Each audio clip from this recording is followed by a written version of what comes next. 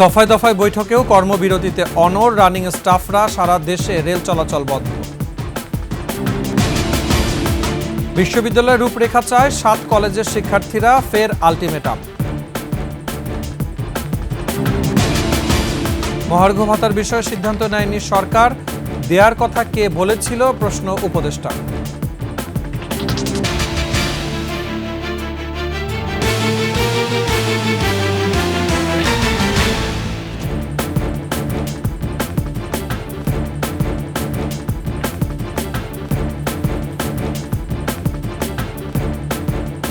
শুনছিলেন সংবাদ শিরোনাম, আমন্ত্রণ 21 সংবাদে, সাথে আছি মুজাহিদুল ইসলাম।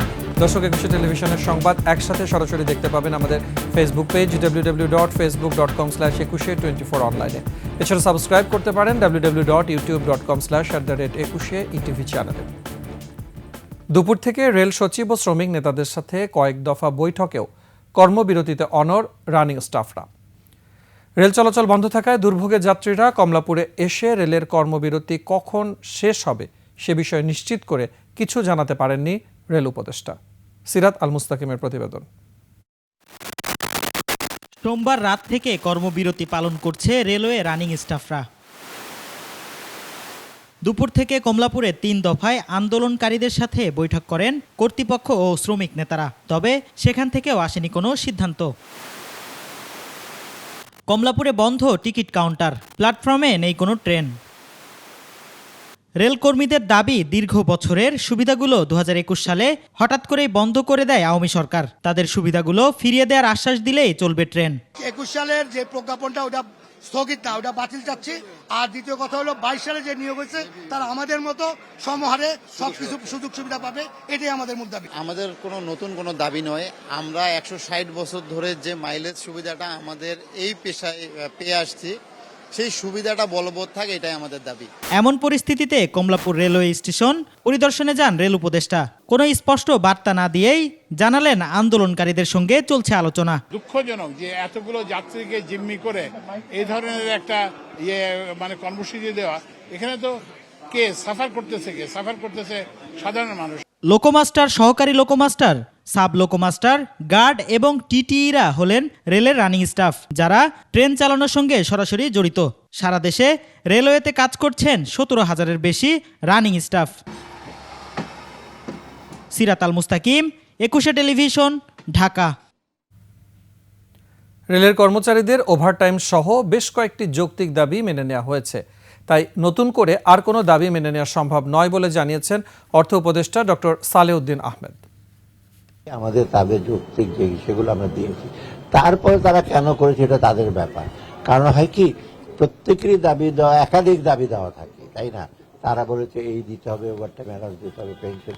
আমরা যতটুকু আমাদের সম্পদের সেটা আমরা বলেছি, অন্যরা সংস্থা আমরা যেভাবে দিচ্ছি আমরা দিয়েছি। এতে মোটামুটি আমার মনে হয় এটা যুক্তি ছিল এবং আমরা দিয়েছি সুবিধা। এখন যদি তারা বলে আরো সবগুলো একসাথে দিতে হবে, তা আপনারা বুঝতে পারেন না, অর্থের সংকুলন তো আমার করতে হবে। এদিকে ভোলায় বাস সিএনজি শ্রমিকদের সংঘর্ষে 30 জন আহত হয়েছে। আগুন দেওয়া হয় অন্তত 10টি বাস এবং সিএনজিতে। পুলিশ জানায়, দীর্ঘদিন ধরে বাস টার্মিনালের সড়কে সিএনজি রাখাকে কেন্দ্র করে বাস মালিক, শ্রমিক ও সিএনজি শ্রমিকদের মধ্যে বিরোধ চলে আসছিল। গতরাতে সিএনজি স্ট্যান্ড করা নিয়ে বাকবিতণ্ডা হয়। আজ রাতে সংঘর্ষে জড়িয়ে পড়ে দুই পক্ষ। আগুন দেয়া হয় অন্তত 10টি যানবাহনে। সংঘর্ষে আহত কয়েকজনকে হাসপাতালে ভর্তি করা হয়েছে। পরিস্থিতি নিয়ন্ত্রণে পর্যাপ্ত আইনশৃঙ্খলা বাহিনী মোতায়েন করা হয়েছে। সংঘর্ষের পর থেকে ভোলা চরফ্যাশন সড়কে বাস ও সিএনজির চলাচল বন্ধ রয়েছে।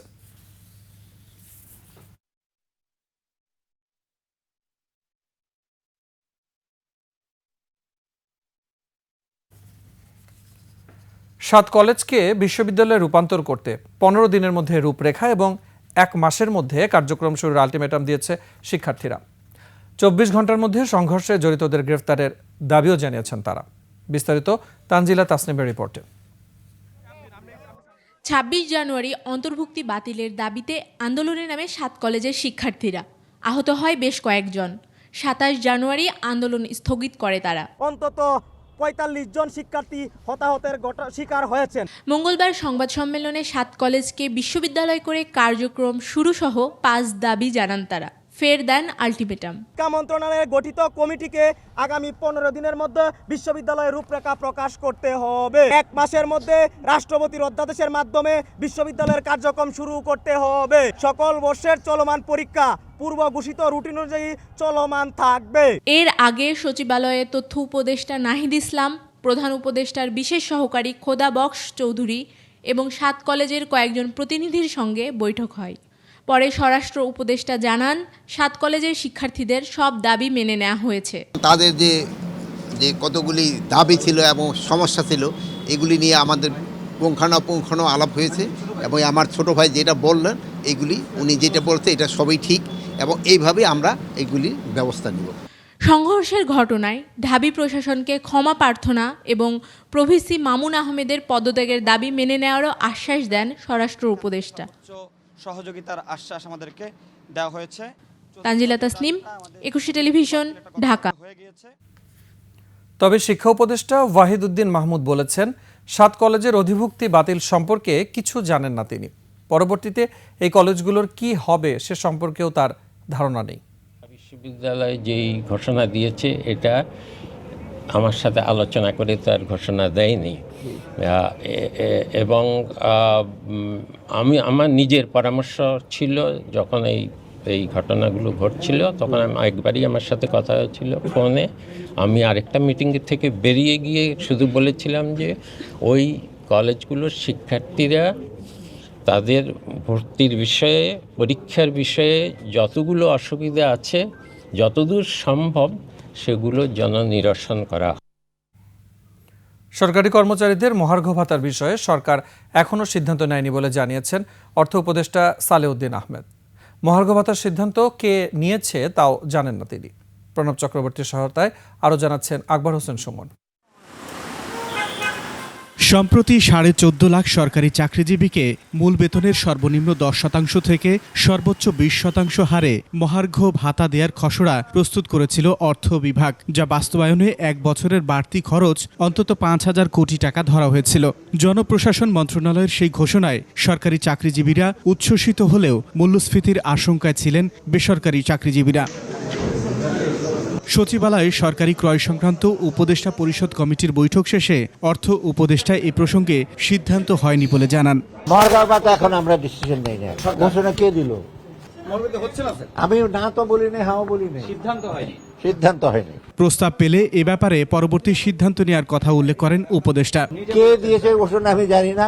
অর্থ মন্ত্রণালয়ের কাছে আসলে তো অর্থ মন্ত্রণালয় বলবে দেব কি না দেব কত, তারপরে ঘোষণা আমরা তো এখনো ঘোষণা দিইনি, আমি তো এখনো সিদ্ধান্ত দিইনি।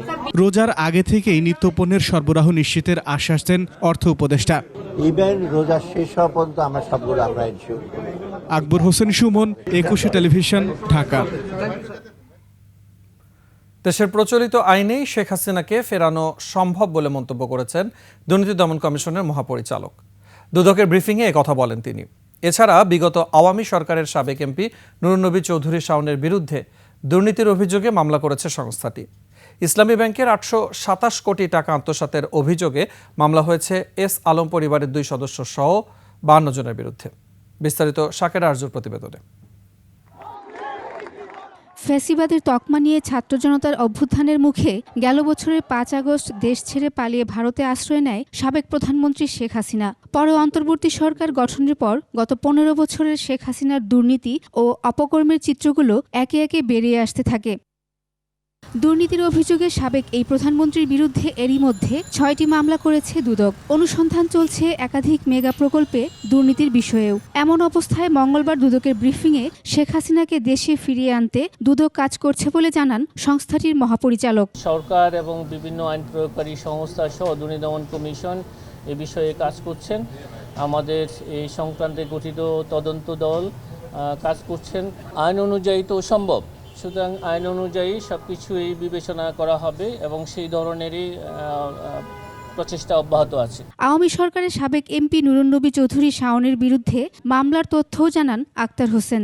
নুরুন্নবী চৌধুরী শাওন সাবেক সংসদ সদস্য, বোলা 03 মানি লন্ডারিং সংক্রান্ত অপরাধ করায় তার বিরুদ্ধে দুর্নীতি দমন কমিশন আইন 2004, মানি লন্ডারিং প্রতিরোধ আইন 2012 এবং দুর্নীতি প্রতিরোধ আইন 1947 সংশ্লিষ্ট ধারায় আজ একটি মামলা রুজু করা হয়েছে। ইসলামী ব্যাংক খাতুনগঞ্জ শাখা থেকে ঋণ গ্রহণের নামে টাকা আত্মসাতের অভিযোগে এস আলমের ছেলে ও ভাই সহ 52 জনের বিরুদ্ধে মামলা দায়ের হয়েছে বলেও জানান দুদক মহাপরিচালক। মানি লন্ডারিং সংক্রান্ত অপরাধের প্রমাণিত হওয়ায় আহসানুল আলম, সাবেক চেয়ারম্যান ইসি কমিটি এবং পরিচালনা পর্ষদ ইসলামী ব্যাংক, মোহাম্মদ আরিফুল ইসলাম চৌধুরী, ব্যবস্থাপনা পরিচালক সেঞ্চুরি ফুড প্রোডাক্ট লিমিটেড সহ 52 জনের বিরুদ্ধে আরও একটি মামলা রুজু হয়েছে।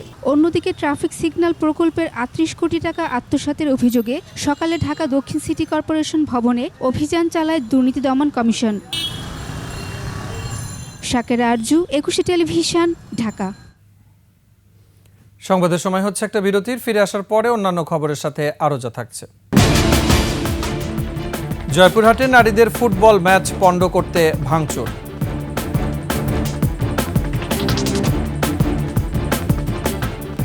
বিরতির পর আবার আমন্ত্রণ 21 সংবাদ। গুম খুনের জন্য দায়ী কর্মকর্তাদের বিচারের মুখোমুখি করার পাশাপাশি মানবাধিকার লঙ্ঘনের কারণে র্যাপিড অ্যাকশন ব্যাটালিয়ন র্যাবকে বিলুপ্ত করার সুপারিশ করেছে হিউম্যান রাইটস ওয়াচ। বাংলাদেশে জুলাই গণ অভ্যুত্থানের বিষয়ে প্রকাশিত এক প্রতিবেদনে এই সুপারিশ করেছে আন্তর্জাতিক এই মানবাধিকার সংগঠন। মঙ্গলবার রাষ্ট্রীয় অতিথি ভবন যমুনায় সংগঠনটির এশিয়া অঞ্চলের পরিচালক অ্যালেন পিয়ারসন প্রধান উপদেষ্টার কাছে প্রতিবেদনটি হস্তান্তর করেন। এসব গুম ও খুনের ব্যাপারে তৎকালীন প্রধানমন্ত্রী শেখ হাসিনা শুধু অবগতই নন, অনেক ক্ষেত্রে তিনি সরাসরি এসবের নির্দেশদাতা বলে উল্লেখ করা হয়েছে প্রতিবেদনে। এমন প্রতিবেদন প্রকাশ করায় হিউম্যান রাইটস ওয়াচকে ধন্যবাদ জানান প্রধান উপদেষ্টা। যে দল জনগণ থেকে দূরে চলে যাবে তাদের পরিণতি হবে 5 আগস্টের মতো বলে মন্তব্য করেছেন বিএনপির ভারপ্রাপ্ত চেয়ারম্যান তারেক রহমান। বিকেলে বাগেরহাট জেলা পরিষদ অডিটোরিয়ামে বিএনপির উদ্যোগে রাষ্ট্রকাঠামো মেরামতের 31 দফা ও জনসম্পৃক্তি প্রশিক্ষণ কর্মশালায় ভার্চুয়ালি যুক্ত হয়ে তিনি একথা বলেন। জনবিচ্ছিন্ন হলে, জনগণের বিরুদ্ধে, দেশের বিরুদ্ধে কাজ করলে কনসিকুয়েন্সেস বা পরিণতি কি হয়, ভাই আমরা 5ই আগস্ট দেখেছি না? আমরা 5ই আগস্ট দেখেছি। 5ই আগস্ট থেকে অনেক কিছু আমাদের শেখার আছে, 5ই আগস্ট থেকে অনেক কিছু আমাদের বোঝার আছে। কাজেই প্রিয় সহকর্মীবৃন্দ, আমরা 31 দফার কর্ম প্রশিক্ষণ আজকে করেছি। এই 31 দফার সাথে সাথে 31 দফা যেমন জনগণের কাছে নিয়ে যাব, 31 দফার মাধ্যমে আমাদেরকে রিয়েলাইজ করতে হবে, আমাদেরকে একটি বাস্তবায়ন করতে হবে। অন্তর্বর্তী সরকার দেশের সব শিক্ষা প্রতিষ্ঠানকে জামাতিকরণ করে ফেলেছেন বলে অভিযোগ করেছেন বিএনপির জ্যেষ্ঠ যুগ্ম মহাসচিব রুহুল কবির রিজভী। তিনি বলেছেন, দেশের বিভিন্ন প্রধান বিশ্ববিদ্যালয়ের প্রধান করা হয়েছে জামাতের লোকদের। সোহেল সামির রিপোর্ট। বিএনপির কেন্দ্রীয় কার্যালয়ে দলের সদস্যপদ নবায়ন ফর্ম বিতরণ উদ্বোধন করেন দলটির সিনিয়র যুগ্ম মহাসচিব রুহুল কবির রিজভী। সে সময় শিক্ষা, স্বাস্থ্যসহ বিভিন্ন খাতে জামাতের লোকজন নিয়োগ করা হচ্ছে বলেও অভিযোগ করেন তিনি। আমরা ওই যে মঈনুদ্দিন ফখরুদ্দিনের সময় যে সরকার, ফখরুদ্দিনের যে সরকার, সেটাকে আমরা শুনেছি সেনা সমর্থিত সরকার। আর এখন কি আমরা এটাকে বলবো জামাত সমর্থিত সরকার? শিক্ষা মন্ত্রণালয় এবং স্বাস্থ্য এই দুইটা যেন একেবারে পুরোপুরি একটি বিশেষ রাজনৈতিক দল তারা একেবারে তাদের নিয়ন্ত্রণের মধ্যে তারা নিয়েছে। ক্ষমতায় না আসতেই বিএনপির উপর নানাভাবে কলঙ্ক লেপনের চেষ্টা হচ্ছে বলে অভিযোগ তার। আমরা রাষ্ট্র ক্ষমতায় নেই, কিন্তু তারপরেও যেভাবে আমাদের দিকে বাক্যবান এবং তীর নিক্ষেপ করা হচ্ছে, এটা তো অত্যন্ত দুঃখজনক। আওয়ামী ফ্যাসিবাদের কীট পতঙ্গরা, এই কীট পতঙ্গরা যাতে ঢুকতে না পারে, এই ব্যাপারে মানে খুব শক্ত নির্দেশনা আমরা জেলাগুলোকে আমরা দিচ্ছি। এর আগে সকালে বিএনপির প্রতিনিধি দলের সাথে সাক্ষাৎ করেন ব্রাজিলের রাষ্ট্রদূত। সে সময় দুই দেশের কৃষি, শিল্প, খেলাধুলা সহ অন্যান্য খাতে সম্পর্ক আরও জোরদার করা নিয়ে আলোচনা হয়। ফার্মাসিউটিক্যালসের কিছু রপ্তানি হচ্ছে, বাট আরও সম্ভাবনা আছে। গার্মেন্টস রপ্তানি হচ্ছে, সেখানে আরও বড় ধরনের সম্ভাবনা আছে। যে ব্রাজিলিয়ান কোচ এনে এখানে আমাদের বাংলাদেশের ফুটবলটাকে আরও কীভাবে ইমপ্রুভ করা যায়। সোহেল সামি, 21 টেলিভিশন, ঢাকা। দেশের মানুষের রক্তক্ষয়ী সংগ্রাম ও বাংলাদেশের জন্মকে স্বীকার করেই এদেশে রাজনীতি করতে হবে বলে উল্লেখ করেছেন অন্তর্বর্তী সরকারের উপদেষ্টা মাহফুজ আলম। নিজের ফেসবুক পোস্টে তিনি বলেছেন, মুক্তিযুদ্ধের বিরুদ্ধে যারা যাবেন তারাও মজলুম বাংলাদেশিদের বিরুদ্ধে যাওয়ার কারণে অতীতে পরাজিত হয়েছেন, সামনেও পরাজিত হতে বাধ্য। উপদেষ্টা মাহফুজ বলেন, মুক্তিযুদ্ধের পর কি হয়েছে তা নিয়ে সমালোচনা, পর্যালোচনা করা যেতে পারে, তাতে কোনো সমস্যা নেই। এমনকি মুক্তিযুদ্ধের সময় কি কি ঘটেছে তা নিয়েও তর্ক উঠতে পারে, কিন্তু সে সবই হবে মুক্তিযুদ্ধকে মেনে নিয়ে হওয়া উচিত বলেও পোস্টে মন্তব্য করেন তিনি। জয়পুরহাটের নারীদের প্রীতি ফুটবল ম্যাচ পণ্ড করতে মাঠে দেওয়ার টিনের বেড়া ভাঙচুর করা হয়েছে। মঙ্গলবার বিকেলে আক্কেরপুল উপজেলার তিলকপুর উচ্চ বিদ্যালয় মাঠে এই ঘটনা ঘটে। স্থানীয়রা জানান, প্রায় 1.5 মাস আগে এই মাঠে আন্তজেলা ফুটবল টুর্নামেন্টের আয়োজন করা হয়। ফাইনাল খেলার আগে জয়পুরহাট ও রংপুর নারী ফুটবল দলের প্রীতি ম্যাচ আয়োজনের ঘোষণা দেয় আয়োজকরা। সেই খেলা পণ্ড করতে ভাঙচুর চালানো হয়।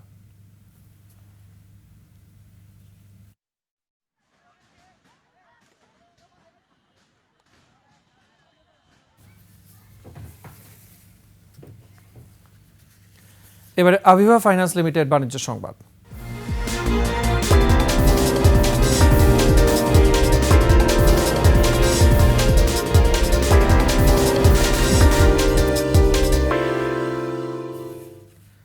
সব মিলিয়ে বেক্সিমকো লিমিটেডের 40,000 কোটি টাকার বেশি ঋণ আছে।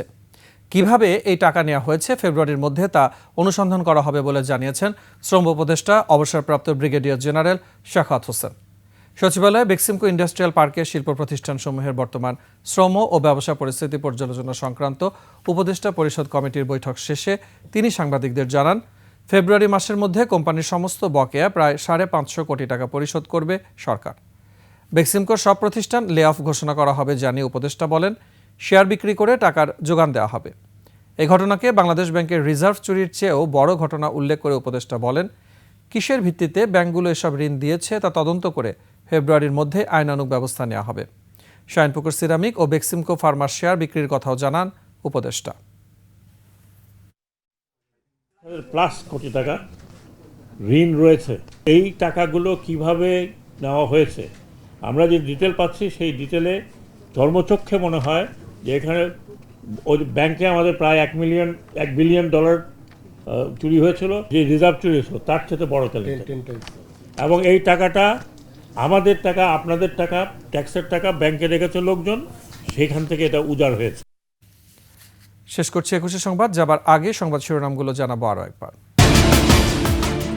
দফায় দফায় বৈঠকেও কর্মবিরতিতে অনড় রানিং স্টাফরা, সারা দেশে রেল চলাচল বন্ধ। বিশ্ববিদ্যালয়ের রূপরেখা চায় 7 কলেজের শিক্ষার্থীরা, ফের আলটিমেটাম। মহার্ঘ ভাতার বিষয়ে সিদ্ধান্ত নেয়নি সরকার, দেওয়ার কথা কে বলেছিল, প্রশ্ন উপদেষ্টা।